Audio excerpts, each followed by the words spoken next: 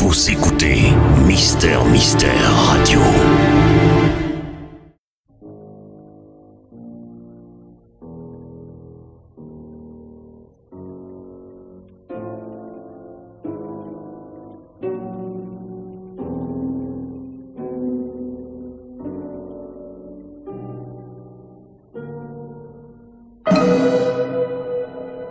L'heure du mystère.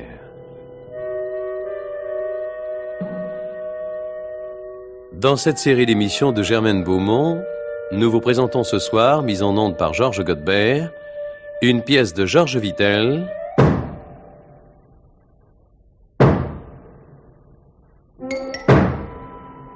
Trois coups pour rien.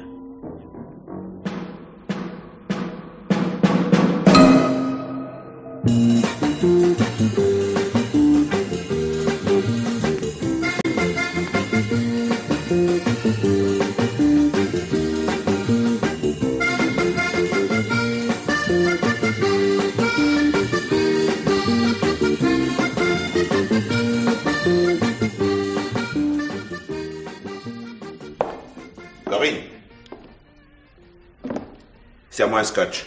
Oh, écoute, tu pourrais te le servir toi-même. J'ai dit, serre-moi un scotch. J'ai dit? Dis donc, tu ne crois pas qu'à notre époque, le j'ai dit est un peu dépassé dans un couple?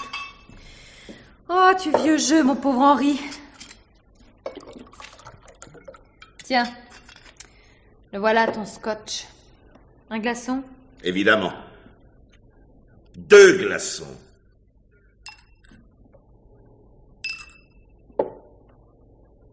Tu ne bois pas? Non. Ou plutôt si, je vais boire une gorgée dans ton verre avant toi. Comme ça, tu connaîtras mes pensées. D'accord. C'est un risque à courir. Voilà. À toi.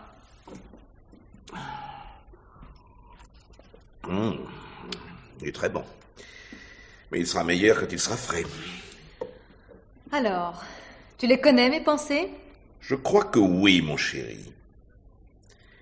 Tu as envie de me tuer. Exactement. Ce serait d'ailleurs un service à te rendre. Il n'y a pas 15 jours, tu parlais de te suicider. Oh, mais ce n'est pas du tout la même chose. Mon suicide, je voudrais le mettre en scène, choisir le lieu et l'heure, en m'arrangeant si possible pour te faire accuser de meurtre. Ainsi, je pourrais mourir tranquille, en pensant que tu finiras tes jours sur la paille humide des cachots. Tu es odieux. J'espère bien. Les gens que tout le monde aime sont, au fond, de pauvres types. Pour combattre, on a besoin de haine. Je te plains. Tu as tort. Une question, si tu me tuais, comment t'y prendrais-tu ? Tu crois pas que tu pousses le cynisme un peu loin, non? Pas du tout. Vraisemblablement, tu choisirais le poison. C'est une arme de lâche, et les femmes sont lâches. De moins en moins, je te préviens. Oh. J'ai une de ces migraines. Où donc je m'y mets caché? Allez, voici.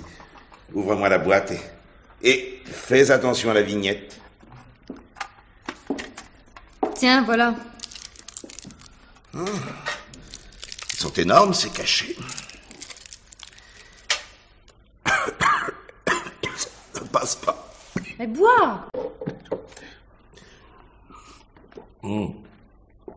Eh, c'est pas une raison pour vider ton verre d'un trait?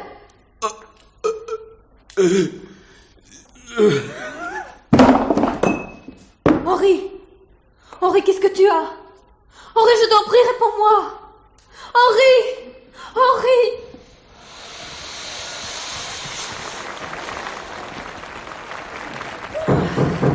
Ils sont bons ce soir. Eh ben, Henri, relève-toi. Oh, écoute, Henri, j'ai horreur de ce genre de plaisanterie, c'est de mauvais goût. Allez, dépêche-toi. Mais... Pascal, venez vite. Qu'est-ce qu'il y a? Je ne sais pas, peut-être un malaise. Attention les enfants, on y va. Elle a pas tant de sa patiente, hein. Henri! Mais qu'est-ce qu'il y a? Je sais pas. Mais... Henri... Mais... Non, attendez, n'ouvrez pas le rideau. Pourquoi, que se passe-t-il? Il est mort. Oh, Henri!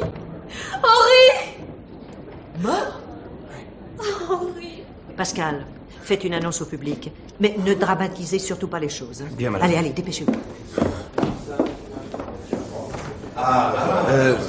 Mesdames... Merci, mesdames, messieurs, voilà. Non, je vous en prie. Monsieur Mareuil, monsieur Henri Mareuil, ayant été victime d'un malaise, nous ne pouvons poursuivre la représentation. Non, mais je vous en prie, conservez vos billets, ils seront valables pour un autre jour. Voilà. Merci.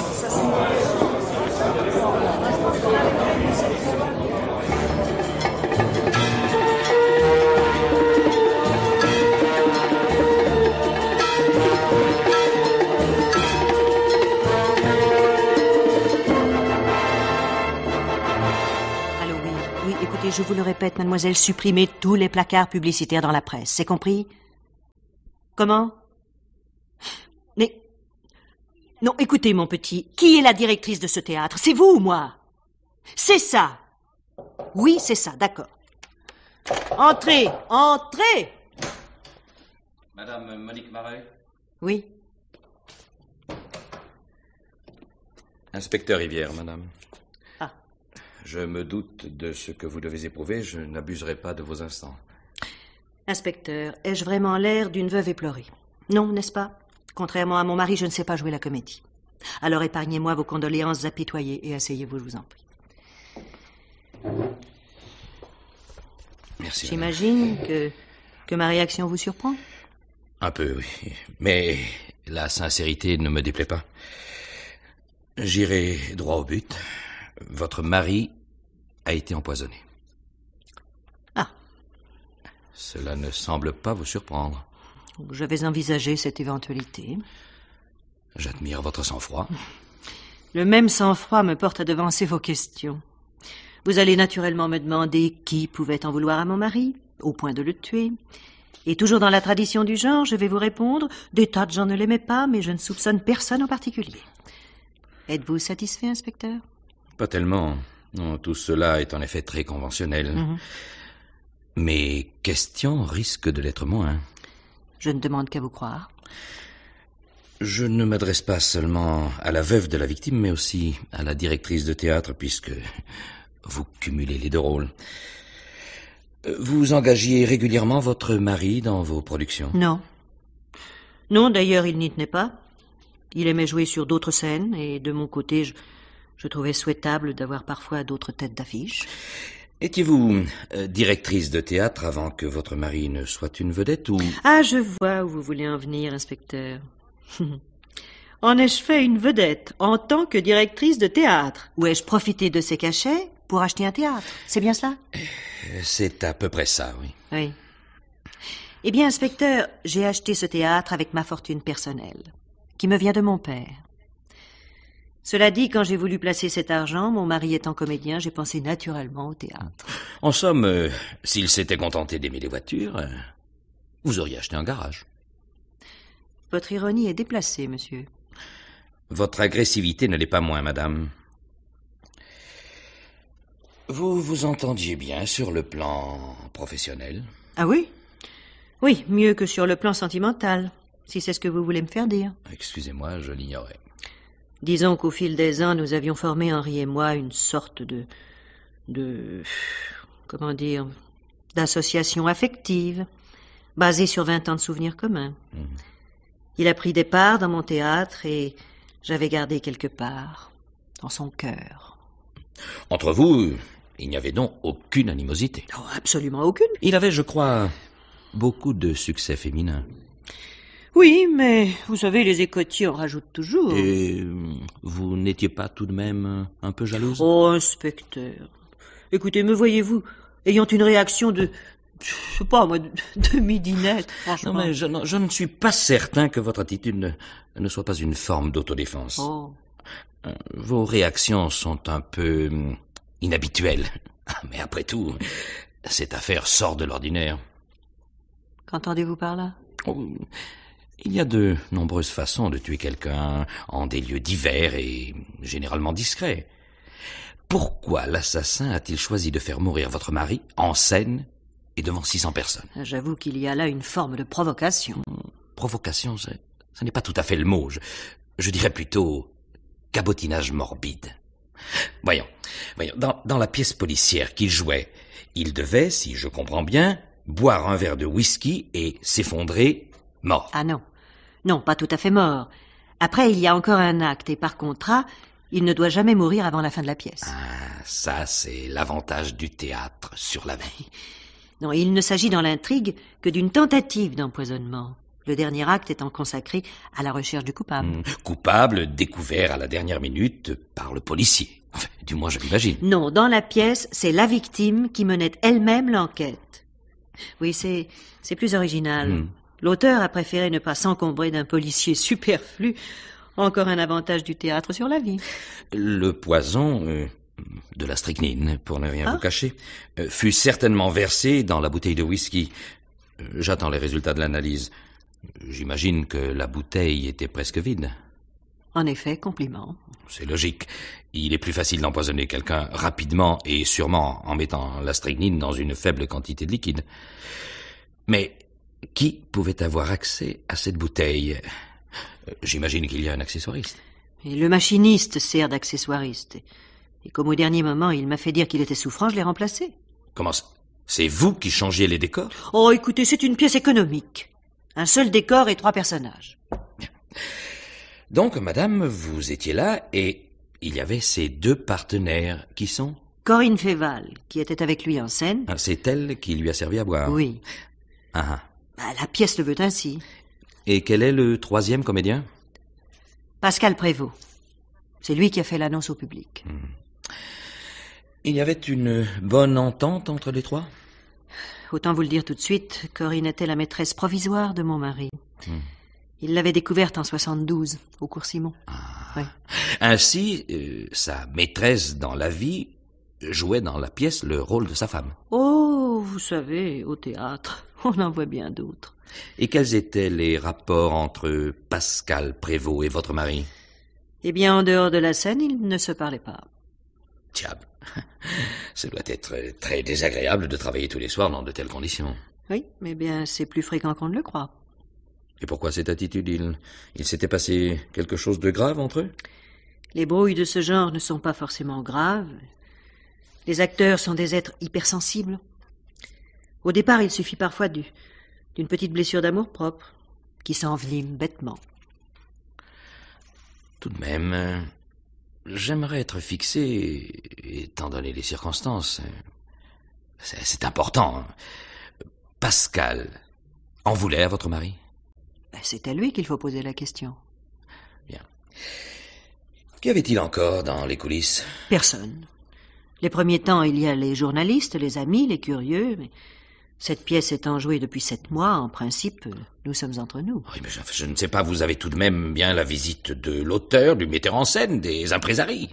L'auteur est allé dépenser son argent à Tahiti, comme tout le monde. Et c'est mon mari qui avait mis en scène. Reste son impresario, Olivier Nerval. Il vient de temps en temps.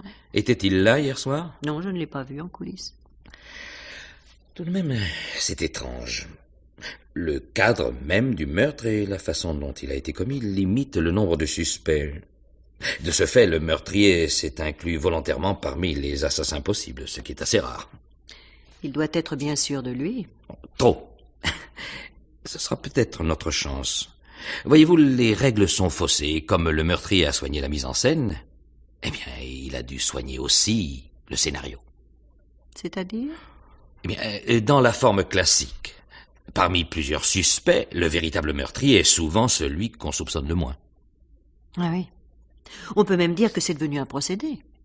Et ici, il est possible que l'assassin attire au contraire l'attention sur lui, en pensant que notre réaction sera justement de chercher ailleurs. Oui. Peut-être veut-il nous aider à faire arrêter un innocent qui le gêne. Effectivement.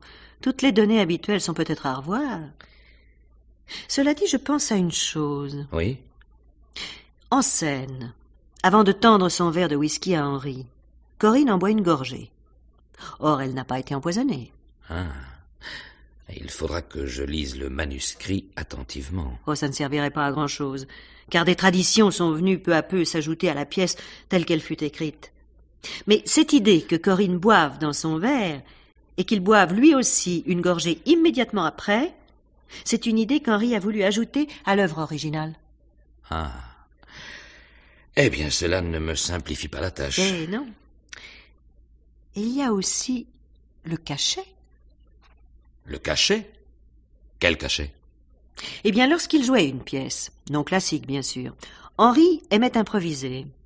Et s'il avait tout à coup eu une migraine, il prenait en scène un cachet, non prévu dans l'histoire, et il trouvait que cette décontraction ne pouvait qu'ajouter au naturel de son jeu, vous voyez. Et cela lui arrivait souvent? Oh, régulièrement, mais peut-être un peu plus fréquemment ces temps-ci.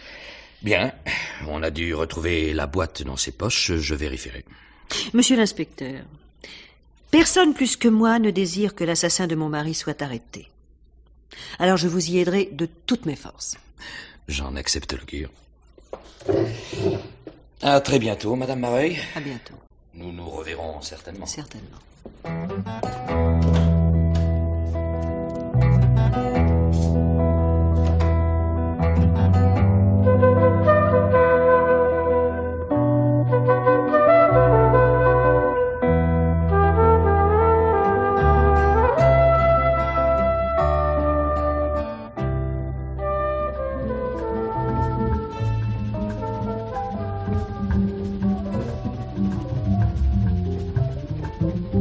Alors, c'est mal, qu'est-ce que vous sert? Ah bah, donnez-moi un petit scotch, Albert. Eh ben d'accord, prends un petit Mais scotch. ça me donnera peut-être des idées pour le tiercé. Il n'est pas facile aujourd'hui. Non, ça, il est pas facile. Et mon canasson n'a aucune chance. Oh, voyons. Monsieur Olivier Nerval, Oui? inspecteur Rivière. Ah. Bonjour, inspecteur. Bonjour. On m'a dit que je vous trouverais ici. Oui, oui, en effet. Vous savez, c'est un peu mon quartier général. Dans ce métier, beaucoup d'affaires se traitent dans les bars. Vous voulez boire quelque chose? Ah, non, merci. Eh ben alors, venez par là, nous serons plus tranquilles. Si vous voulez. Je vous apporte votre verre, monsieur Nerval. Oui, merci, Albert. Je vous en prie. Si vous.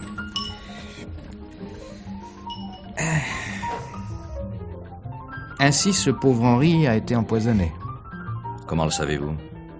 Ah, je viens de téléphoner à sa femme. Vous veniez de partir. Ah, c'est un coup dur pour le théâtre. Pour le théâtre et pour vous. Vous étiez son impresario. Dieu merci, je m'occupe aussi d'autres comédiens. Non, mais avec lui, c'était autre chose. Il était ma vedette et un ami. Votre scotch, monsieur Nerval. Merci, Albert, merci. Je compte sur vous pour m'éclairer un peu. Il y a des questions que je n'ai pas pu poser à sa femme. Mais je suis à votre disposition. Que voulez-vous savoir? Tout d'abord, la froideur de Madame Mareuil m'a gêné. Oui, c'est une attitude un peu exagérée. Cela dit, il est de notoriété publique qu'Henri ne l'aimait plus et elle le lui rendait bien. Hier, elle a perdu son mari et son chien, et je crois bien qu'elle fut plus affectée par la mort de son chien. Son chien est mort? Oui. Oh, de vieillesse, sûrement. Je l'aurais toujours connu, ce bon vieux corneau qui répondait au nom de Kiki. Pendant le spectacle, il restait sur un coussin dans les coulisses. C'est là qu'il est mort. Les rapports entre Monique Mareuil et son mari étaient-ils tendus? Non. Pas, du moins pas comme vous semblez l'entendre. Aucune tension continuelle. Une scène de temps en temps. Mais parfois très violente. Surtout quand il avait bu. Il buvait beaucoup. Beaucoup. On aurait dit parfois qu'il voulait s'étourdir. Et pourtant sa réussite était brillante. Mais c'était un perpétuel insatisfait. Modestie? Non. Plutôt une forme d'orgueil. Il voulait toujours être le premier, et il l'était de moins en moins. Son mauvais caractère le desservait. Était-il très attaché à Corinne Féval? Vous savez, son égocentrisme était tel qu'on pouvait difficilement analyser ses sentiments. Et Corinne l'aimait? Elle l'admirait. Cet amant célèbre la flattait. Mais j'étais tout de même un peu intéressé. Il pouvait l'aider dans sa jeune carrière. Le faisait-il? Non. S'il l'avait aidé à se faire connaître des producteurs, elle aurait été tentée de s'évader vers d'autres horizons. Elle pouvait donc lui en vouloir. Oui, bien sûr, mais pas plus que les autres. Êtes-vous allé dans les coulisses hier soir? Non, j'étais au bar à côté du théâtre. Ce qui n'est pas un alibi valable. Il y a tellement de monde qu'on entre et qu'on sort sans que personne ne s'intéresse à vous. Donc, sur le plateau, il y avait les 2 comédiens en scène et en coulisses, Monique Mareuil et Pascal Prévost. Tenez, parlez-moi un peu de Pascal Prévost. Il avait un assez petit rôle, mais en fait, il était la doublure d'Henri. Tiens. Ah, c'est intéressant, ça. Madame Mareuil ne me l'avait pas dit. Simple omission, sans doute. Par contre, elle m'a appris qu'il y avait une certaine mésentente entre les 2 hommes. En effet. Pourquoi? En tant que directrice, elle a imposé Pascal Prévost. Et Henri n'aimait pas qu'on lui impose quelque chose ou quelqu'un. Avait-elle une raison précise pour imposer Pascal Prévost? Disons qu'elle aime beaucoup protéger les jeunes comédiens. Après tout, c'est son droit. Évidemment. Et Pascal Prévost, sait-il lui témoigner sa reconnaissance? Écoutez, je préfère ne pas m'aventurer sur ce terrain. Chacun est libre de mener sa vie à sa guise. Pascal et Corinne s'entendent bien, eux. Ils ont le même âge. Ça facilite les choses. Évidemment. Corinne avait 20 ans de moins que Mareuil. Pascal a 20 ans de moins que Madame Mareuil. Donc, sur un certain plan, c'est le problème des générations. Ah non, attention, ne me faites pas dire ce que je n'ai pas dit. Et si Pascal est la doublure, c'est donc lui qui va reprendre le rôle. Et ce doit être l'ambition de tous les jeunes comédiens de se retrouver tout à coup tête d'affiche à Paris. Cette mort est peut-être sa chance. Non, nous sommes à 1 mois de la clôture annuelle. Monique Mareuil préfère fermer le théâtre jusqu'à la rentrée, pour laquelle une autre pièce est déjà prévue. Pourtant, lorsque Pascal a fait l'annonce au public, il a dit, paraît-il, « Gardez vos billets, ils seront valables pour une autre représentation ». À ce moment-là, il savait que Mareuil était mort, donc il espérait jouer cette pièce à Paris. Mais dans l'émotion du moment, il n'a sûrement pas pensé à ce genre de choses. Il a fait une annonce habituelle. Pascal va seulement le remplacer dans la tournée qui va partir. Ah, bien. Dites-moi, lorsque on ne s'en sert pas en scène, à quel endroit se trouve la bouteille de whisky? Monique Mareuil la descend au dernier moment, ou bien l'accessoiriste monte la chercher dans le bureau. Dans le bureau? Pourquoi?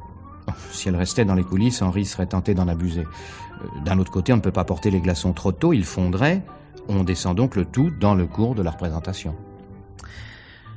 Une chose m'intrigue. Vous dites que si la bouteille était restée dans la coulisse, Mareuil en aurait abusé. Mais enfin, j'ai toujours cru qu'au théâtre, le whisky bu en scène était en réalité du thé. En principe, oui. Mais Mareuil, lui, tenait à pousser très loin le réalisme, ce qui l'arrangeait, et il a toujours exigé de boire du vrai whisky, de sa marque préférée. Et il avait plusieurs fois l'occasion de boire au cours de la pièce? Oui. Dans les pièces écrites sur mesure pour Mareuil, on buvait toujours beaucoup. Et là, il s'agissait d'une pièce sur mesure? Oui. D'ailleurs, vous avez pu remarquer que le personnage qu'il incarne se prénomme Henri. Corinne aussi, dans la pièce, a gardé son prénom. Vous êtes venu dans les coulisses quelques minutes après le drame, je crois. Ah, évidemment, on est venu me chercher au bar, à côté. Mareuil avait vraiment un caractère difficile? Disons, inégal.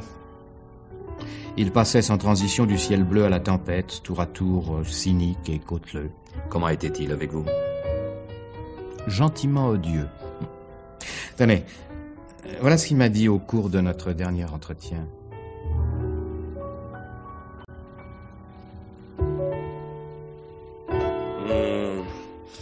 Heureusement que vous êtes là, mon petit Nerval. Déchargez-moi de tous les soucis mineurs. J'en ai assez. Qu'on ne me parle plus des problèmes d'intendance. Tout ça, c'est très joli, mais mon cher, vous êtes de plus en plus absorbant et je n'ai plus le temps de m'occuper de mes poulains. Et alors? Qui vous fait vivre? Eux ou moi? Vous êtes le présent, ils sont l'avenir. Mon rôle est d'aider les jeunes. Les jeunes. Ils ont le temps d'attendre, les jeunes. J'ai bien attendu, moi. Qu'ils apprennent d'abord à vivre. On ne joue bien qu'après avoir souffert. Les jeunes, toutes les portes leur sont ouvertes. Ils commencent par devenir vedettes, et après seulement, ils apprennent leur métier. C'est ridicule, écœurant, stupide. Et en plus, ils nous en veulent d'avoir du talent. Oh, tenez, si les yeux de Pascal étaient des pistolets, je serais mort depuis longtemps. Alors, écoutez, Henri, soyons réalistes. Je veux bien vous consacrer plus de temps, mais il faut que vous me donniez 15% sur vos contrats. Sans ça, je ne pourrais pas m'en tirer. Oh, 15%. Voyons, mais c'est pas raisonnable, mon petit Nerval. Vous voulez m'étrangler, vous, un ami? Vous me décevez beaucoup. Ce sera 15% ou rien. Alors c'est comme ça, Nerval.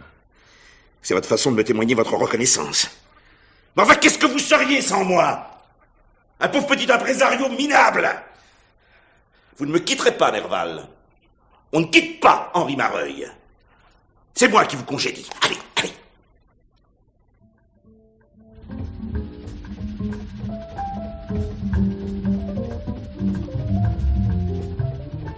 Et il vous a congédié? La reconduction du contrat devait avoir lieu demain. Mais il ne m'aurait pas congédié, non. Non, il s'était habitué à moi et, comme pas mal de vedettes, il avait toujours une certaine méfiance envers le visage nouveau. Bien. Je vous remercie, monsieur Nerval. Je crois que c'est tout. Ah, une chose encore. Vous m'avez dit, au dernier moment, Monique Mareuil a descendu la bouteille et le seau à glace. Mais dans son bureau, je n'ai pas vu de réfrigérateur. Oh, c'est très simple. À côté du bureau, il y a un petit appartement qui fait partie du théâtre.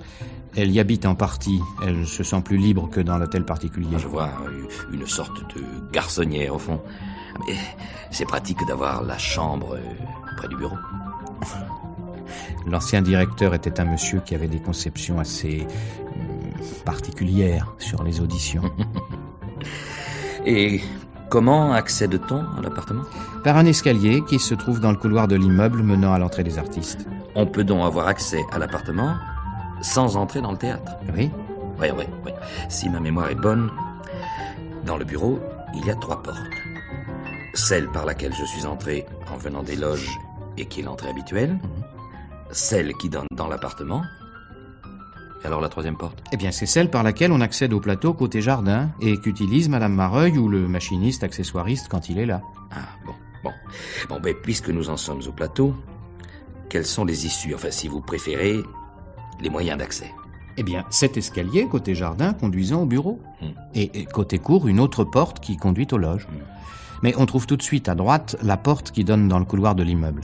C'est par là qu'entrent les comédiens? Oui. Par conséquent, quelqu'un venant de l'extérieur peut, en quelques pas, passer du couloir de l'immeuble au plateau sans être vu des loges. Exactement. Je vais me faire un plan. Oh, j'ai un de ces mal de tête. Dites-moi, les cachets de Mareuil, ils sont efficaces? Les mains de l'or? Oh, formidable. Ça, je vous les recommande. Bon, eh bien, je vais essayer car j'ai l'impression qu'avec cette affaire, je n'ai pas fini d'avoir des migraines.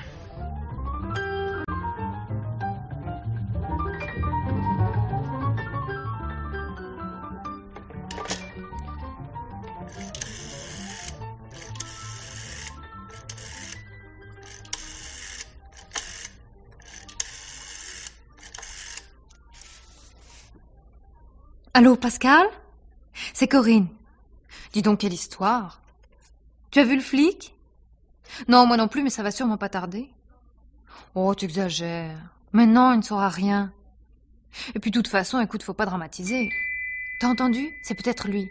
Rappelle-moi plus tard. Je t'embrasse. Voilà! Voilà! Bonjour, inspecteur. Inutile de vous présenter. Vous me connaissez? Non. Mais disons qu'en langage artistique, vous avez la tête de l'emploi. Surtout ne soyez pas vexés. Simple réaction professionnelle. On catalogue très vite les gens dans notre métier. Trop vite, d'après ce que je crois savoir. Et cela nuit à certains talents qui, enfermés dans un emploi, ne peuvent pas donner leur pleine mesure. Alors ainsi, j'ai une tête de flic. Vous savez, au théâtre et au cinéma, les flics et les gangsters ont toujours la même tête. Alors comme je n'attendais pas de gangsters... Excellente logique. Asseyez-vous. Merci.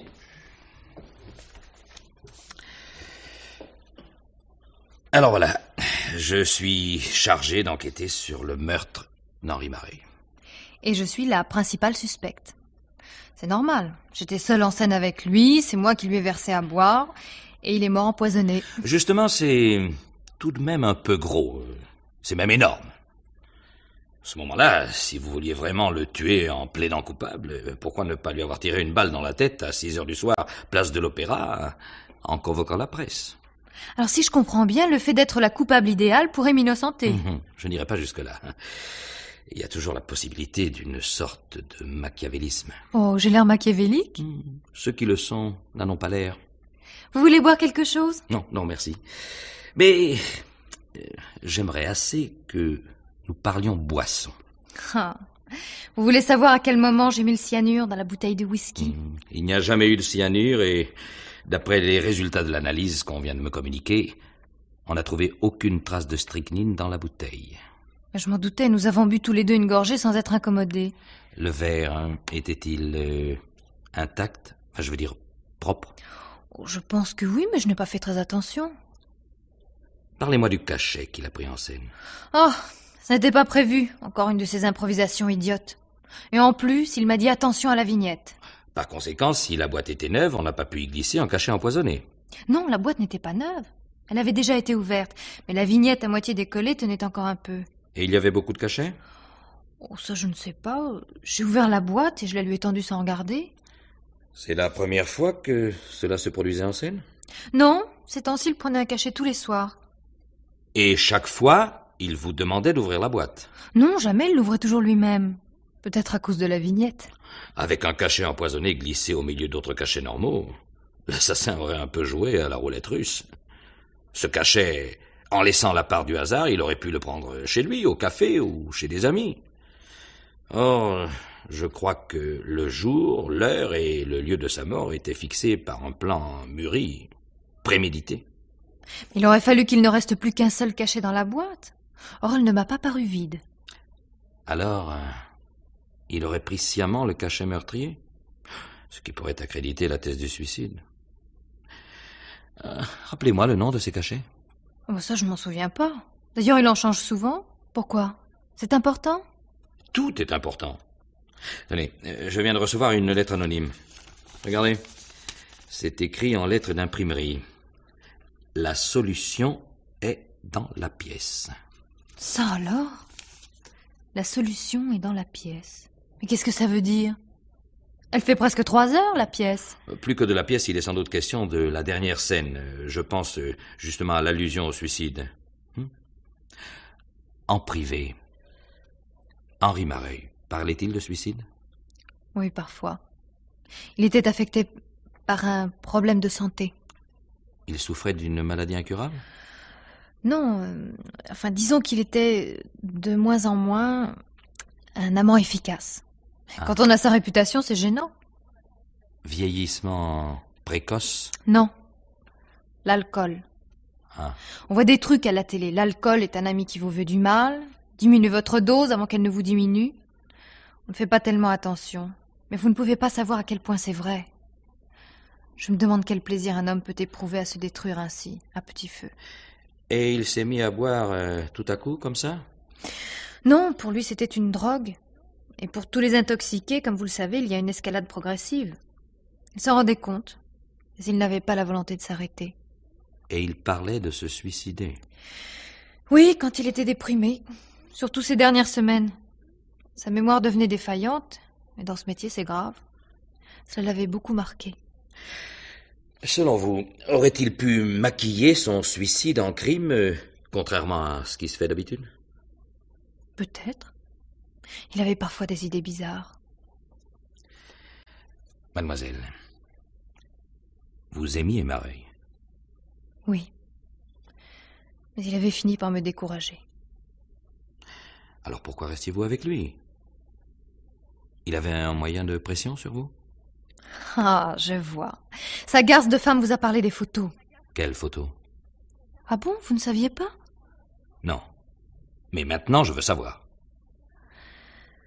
À un moment donné où je n'avais pas d'argent, j'ai accepté de poser pour des photos un peu spéciales. Et il vous avait menacé de les mettre en circulation si vous le quittiez? Non, mais on ne peut pas prévoir les réactions d'un éthylique. Oh, vous savez, ces photos datent de 4 ans. Finalement, elles ne sont pas pires que celles qu'on voit en ce moment, affichées devant certains cinémas. Mais depuis, j'ai beaucoup évolué. Et ça me gênerait que l'on sache que je me suis prêtée à ce genre de choses. Vous sympathisez avec Pascal Prévost? Oui, c'est un bon copain. Vous le connaissez depuis longtemps. Depuis que nous jouons la pièce, avant, j'ignorais jusqu'à son existence. Il y a beaucoup de comédiens, vous savez. Beaucoup trop pour les débouchés actuels. Bien. Je crois que c'est tout. Ah, non. J'oubliais. Quand vous êtes en scène, il vous arrive de jeter un coup d'œil dans les coulisses? Oui. À part Madame Mareuil et Pascal Prévost, vous n'avez vu personne? Non. Quoique, il m'a semblé apercevoir Olivier Nerval. Mais je n'en suis pas sûre. Je vous remercie, mademoiselle. Et pour les photos, vous pouvez compter sur ma discrétion.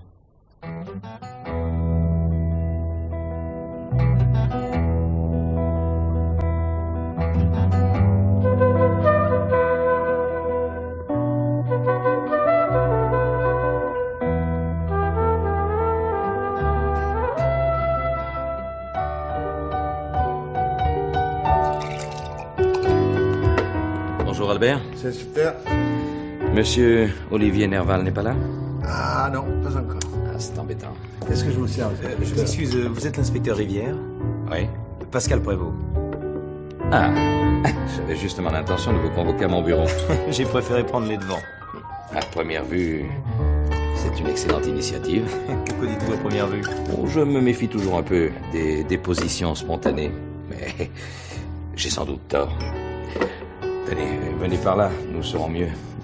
Je commence à connaître la maison. Je vous en prie, monsieur. Asseyez-vous. Merci. Mais auriez-vous un préjugé défavorable contre moi? Absolument pas. Ah. Alors, qu'avez-vous à me dire? Oh, rien en particulier. Non, je veux simplement répondre à vos questions. Et je pense que vous souhaitez que je vous pose certaines questions bien précises. Parlez-moi un peu de votre carrière, de vos débuts. Mais quel rapport avec... Aucun, du moins directement, mais voyez-vous, la vie influence toujours la personnalité des gens. Devant un même problème, celui qui a mangé de la vache enragée ne réagit pas comme un fils à papa. Navré de vous décevoir.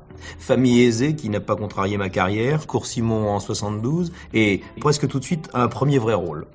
C'était cœurant de facilité. Je m'en doutais. Si vous en aviez bavé, vous seriez forcément un peu contestataire et vous ne seriez pas venu me trouver de vous-même. Vous avez... comment dire... Vous avez eu une réaction bourgeoise. Bon, c'est un reproche. Oh non, non, pas du tout, pas du tout. Non, passons aux questions plus précises. Hier, au théâtre, pendant la fameuse scène, vous étiez en coulisses? Oui, côté court. Avez-vous vu Olivier Nerval? Il a fait une très brève apparition. À quelle heure? Environ une demi-heure avant ce que vous appelez la fameuse scène. Il est allé dans les loges? Il est allé côté jardin? Qu'a-t-il fait? Dans les loges, je ne sais pas. Mais il est reparti sans être allé côté jardin. Et s'est-il rendu compte que vous l'aviez vu? Oui. Et avez-vous vu aussi Madame Mareuil quand elle a descendu la bouteille, le seau à glace et le verre?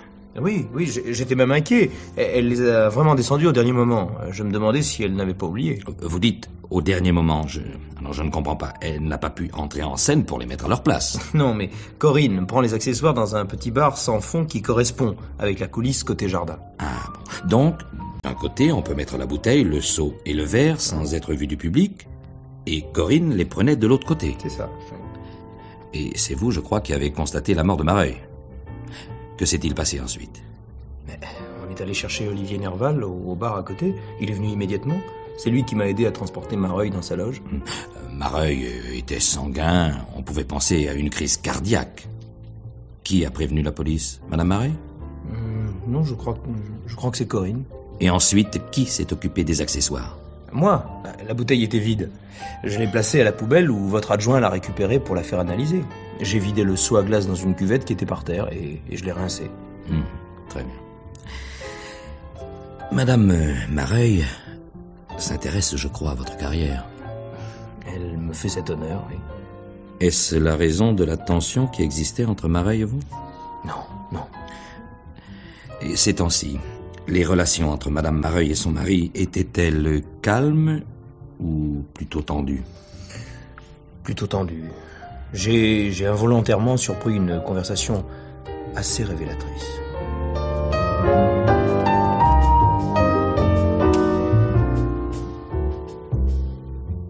Écoute, Monique, que tu me trompes, étant donné nos conventions, c'est normal. Mais je t'en prie, fais-le un peu plus discrètement. Dans tes aventures, tu ne me donnes pas l'exemple de la discrétion. Mais moi, c'est différent. Enfin, en tout cas, il m'est désagréable que tu aies choisi justement ce monsieur. Ce monsieur a des qualités que tu n'as pas, figure-toi. Ah oui, mais il est tout de même un peu intéressé, hein. Et j'en connais la raison. C'est un Don Juan qui te coûte cher. Oh, un Don Juan. Oh oui, un Don Juan. Et tu l'as dépanné. Et largement dépanné. Qui te l'a dit? Le hasard m'a servi. Comme tu n'avais pas de liquide, tu as été obligé de vendre 15 parts du théâtre à Chalvin. Tu te trompes. Je ne les ai pas réellement vendues. Je les ai remises en gage contre la somme correspondante. Je vais les racheter. Trop tard, ma petite Marie. Comment trop tard? Oui, trop tard. Il me les a vendus. Oh, c'est pas possible. Si. Oh, le salaud. Oh, c'est pas vrai, le salaud. Il m'avait donné sa parole. Bon, c'est la nature humaine. Hein. Oh, ça... Tu les lui aurais reprises au même prix.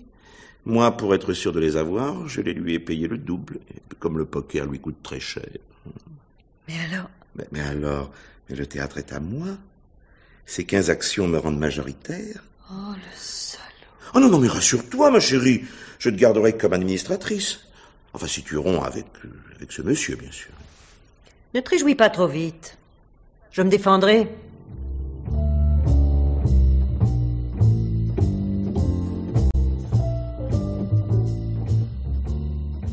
C'est très intéressant.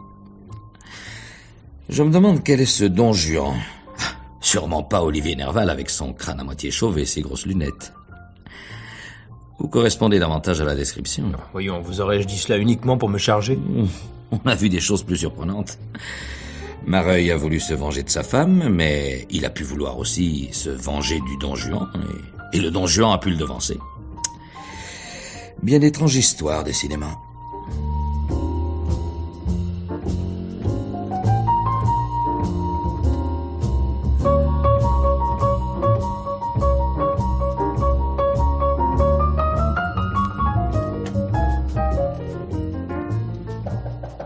Entrez. Ah, bonjour, inspecteur. Alors, vous avez du nouveau? Oui et non. La crainte d'une erreur est toujours chez moi une sorte de garde-fou. Disons que, m'inspirant d'un mot célèbre, je me hâte lentement. Alors, avez-vous trouvé ces fameux indices qui mettent toujours le fin limier sur la bonne piste au moment opportun? Rassurez-vous, j'en ai trouvé. Il est même possible que la personne directement concernée pense que j'en ai trouvé un peu trop. Si nous allions à côté dans l'appartement, nous y serions plus confortablement installés pour bavarder. Avec plaisir. Oh, un instant tout de même. Je vais voir si tout est en ordre. Et en attendant, puis-je me servir du téléphone? Mais bien sûr, je vous en prie.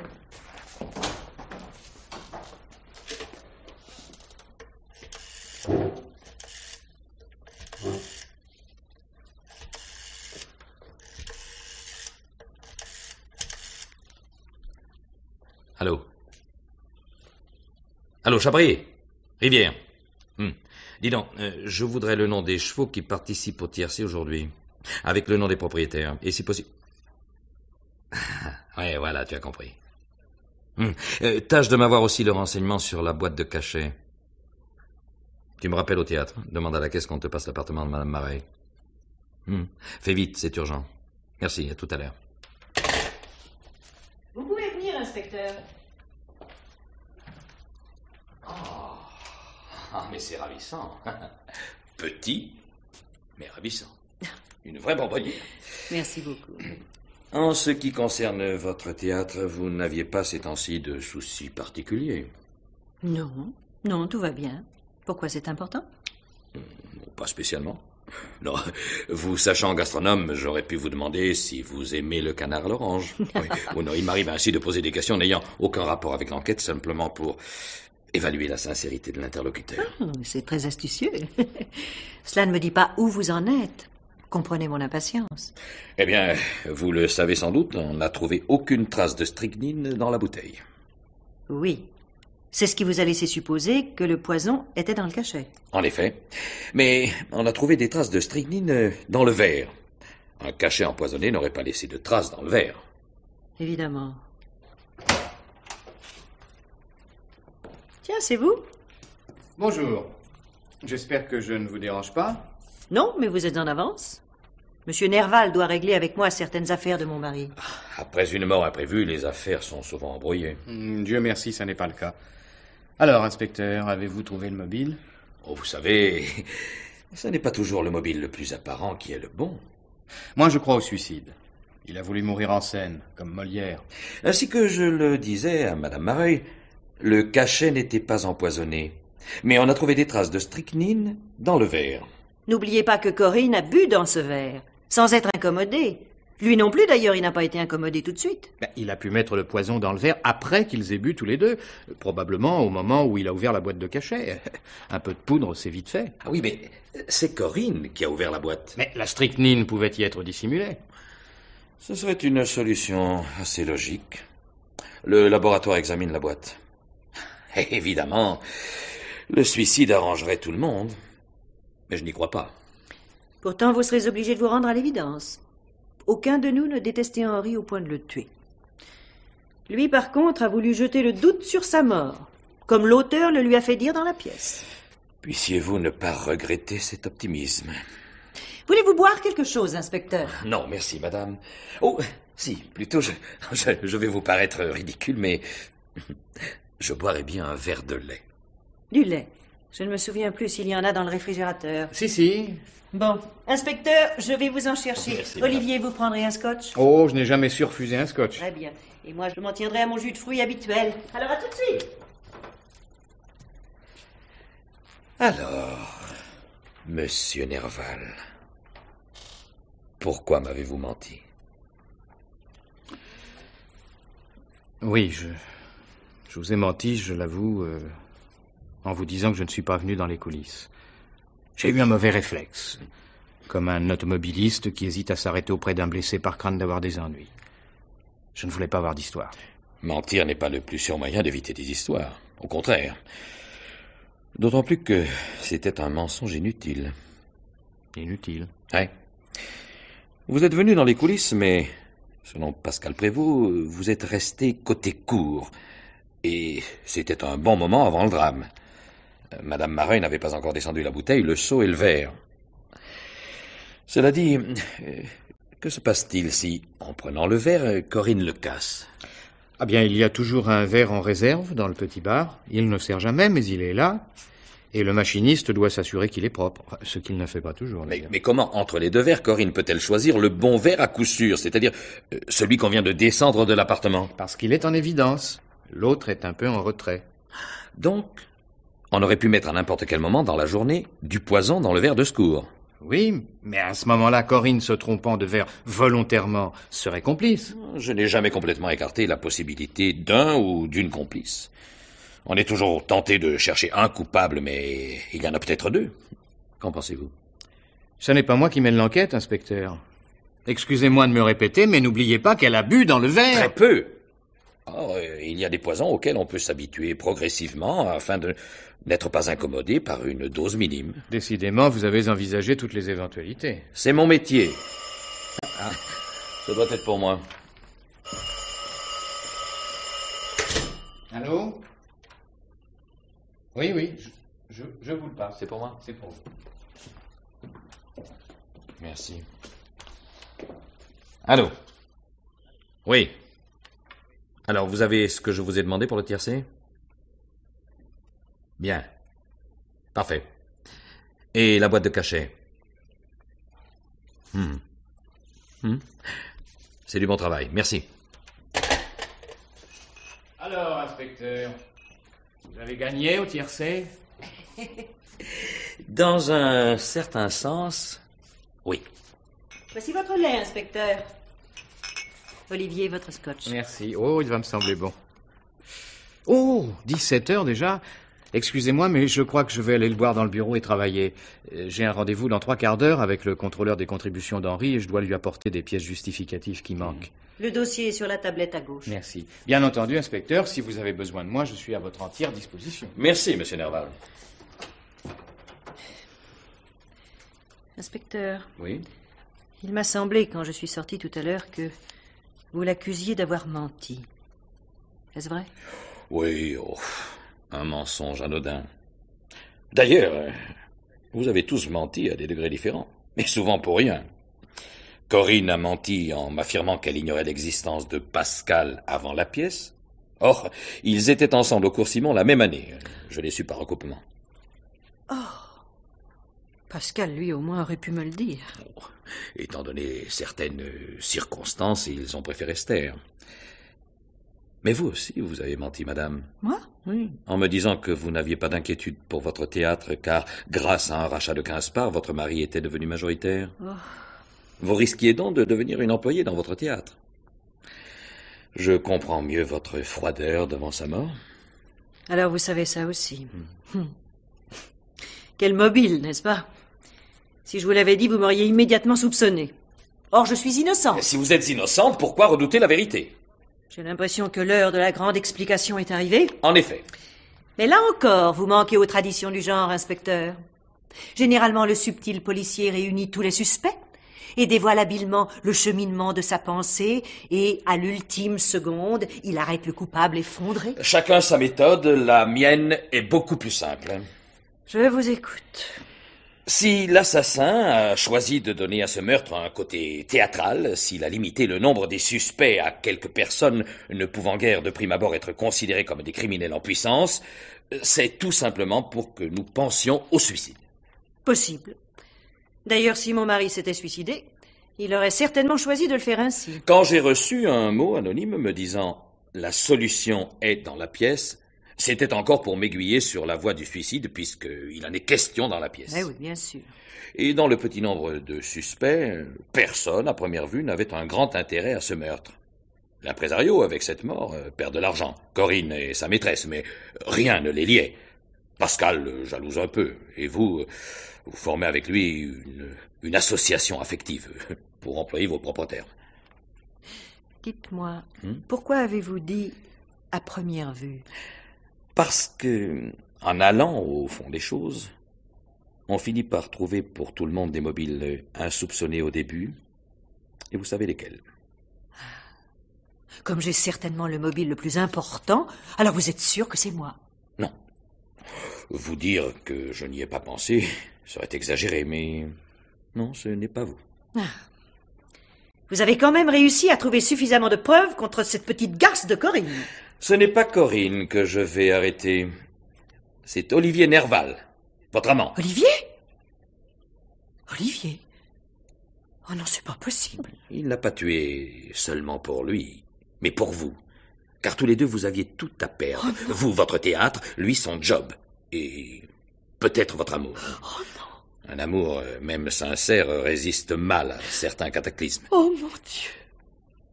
Mais comment a-t-il pu faire ça? C'est pas possible. Il se sentait coupable envers vous, car c'est à cause de lui que vous aviez vendu 15 parts du théâtre. Oui, au bar, je l'ai entendu dire, le tiercé est difficile aujourd'hui et mon canasson n'a aucune chance. Alors je me suis renseigné. Et dans ce tiercé, il y a un cheval nommé Don Juan. Cheval qu'il a acheté au moment où vous avez vendu vos parts. Ce Don Juan vous a coûté cher, comme vous l'a dit, je crois, votre mari. Olivier. Oh, je peux pas y croire. Car enfin, vous me l'avez dit vous-même. Le whisky n'était pas empoisonné. Les cachets n'étaient pas empoisonnés. Alors... Mais les glaçons étaient empoisonnés, madame. Les glaçons? Oui. Les glaçons. Oh, c'est simple, et il fallait y penser. Corinne sert Mareuil et met 2 glaçons dans le verre. Immédiatement après, ils boivent tous les deux. Et il ne se passe rien. Car c'est seulement quelques minutes plus tard, quand les glaçons auront fondu, que le whisky sera empoisonné.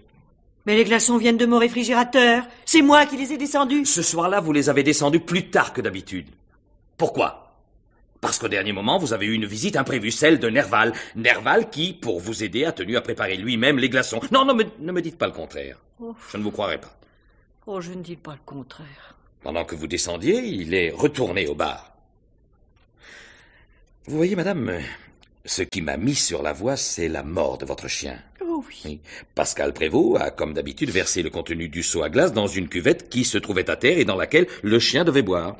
Mon pauvre petit kiki. Malheureusement, ensuite, il a rincé le seau. Mais j'y pense. Il a dû préparer les glaçons la veille. Oui. Si pour la boîte, il a utilisé de la strychnine en poudre, pour les glaçons, il a forcément utilisé des ampoules de strychnine, puisqu'on peut la trouver sous ces deux formes. Et la strychnine, mêlée à l'eau, s'est solidifiée une sorte de poison congelé. Il a facilement accès à votre réfrigérateur, la preuve. Quand vous vous demandiez s'il y avait encore du lait, il vous a dit « si ». Rarement preuve accablante fut donnée en un seul mot. Cela dit, les glaçons doivent être assez gros. Mais oui, j'ai évidemment des tiroirs métalliques avec des glaçons normaux, mais pour la pièce, j'ai acheté des cubes en matière plastique, plus importants, afin que les spectateurs éloignés se rendent bien compte qu'il s'agissait de vrais glaçons. Et ils ne servaient qu'à ça? Mais oui, exclusivement pour la pièce. Je me disais aussi, comment aurait-il pu prendre le risque de laisser les glaçons empoisonnés pouvant être utilisés à d'autres fins? Mon Dieu! Le scotch que je viens de lui servir. J'y ai mis un glaçon. Un glaçon du tiroir métallique? Non!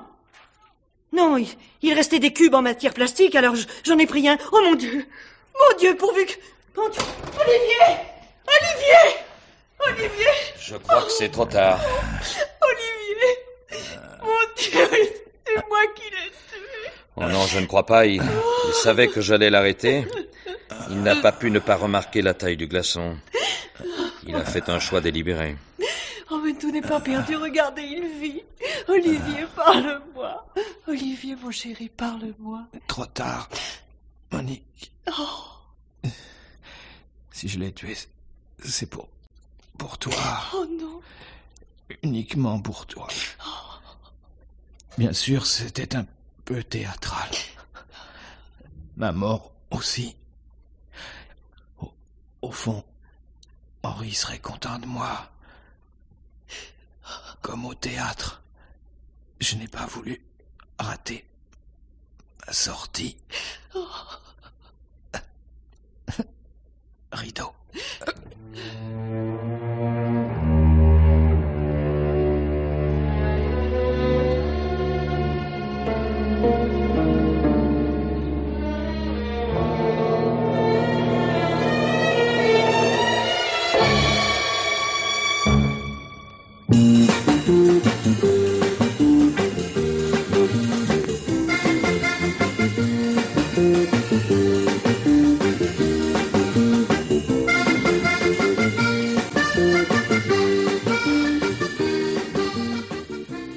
Dans la série de Germaine Beaumont, L'heure du mystère, nous venons de vous présenter ce soir une histoire originale de Georges Vittel, 3 coups pour rien. Avec le concours, par ordre d'entrée en onde, d'Henri Poirier, Henri, Nicole Jamet, Corinne, Bernard Murat, Pascal, Claude Dasset, l'imprésario, Louis Matabon, le barman, et de Nicole Verville, la directrice, avec Jean Péméja, l'inspecteur Rivière. Chef opérateur du son, Bernard Galli. Collaboration technique, Josette Etier. Assistante, Marie-Vonne Noël. Réalisation, Georges Godbert.